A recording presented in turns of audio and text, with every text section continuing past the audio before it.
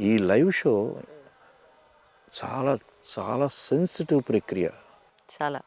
ఎవ్వరూ అంత సాహసం చేయరు. ఎందుకంటే సాహిత్యం తెలిసి ఉండాలి, సంగీతం తెలిసి ఉండాలి, చిత్రకళ సరే.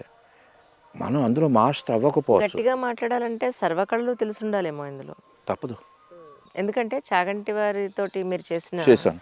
ఎక్స్పెరిమెంట్. చేశాను. ఎందుకంటే ఆల్రెడీ వాళ్ళు ఏమంటారు ఒక సెక్టార్లో వెల్ నాలెడ్జ్ పర్సన్స్. మహామౌలు. అలాంటప్పుడు దానికి సంబంధించి మీరు చిత్రం గీస్తున్నప్పుడు అవును. వాళ్ళ నుంచి ఏదైనా ఇదేమిటయ్యా నేను ఇలా చెప్తే నువ్వు ఇలా చేసావేంటి అని అనేటువంటి అవకాశం చాలా ఉంది. ఉంటుంది. అబ్సల్యూట్లీ. కాకపోతే ఏంటంటే నేను అవన్నీ కూడా కూచి చాలు అంత ఆనందం భుజం పొదిగి పట్టుకుని ఒక తండ్రి పిల్లాన్ని తీసుకున్నట్టుగా. ఎందుకంటే రామకృష్ణ గారు మా టీవీ అంటే చెప్పచ్చలేదు పర్వాలేదండి. నాకు మీ ఎబిలిటీస్ స్టేజ్ మీద ఇవన్నీ చూస్తున్నాం.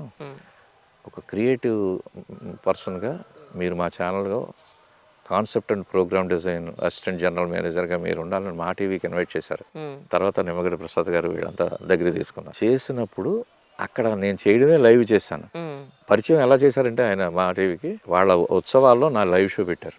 అది కూడా ఎవరితోటి ఎల్లా వెంకటేశ్వరరావు నవమృదంగ సమ్మేళనం, లేకపోతే మ్యాండ్లిన్ సుభాష్ కోటి గారు అందమా అందుమా అది ఆయన గిటార్ ప్లే చేస్తూ పాడుతుంటే దానికి లైవ్ చేశాను కోటి గారు.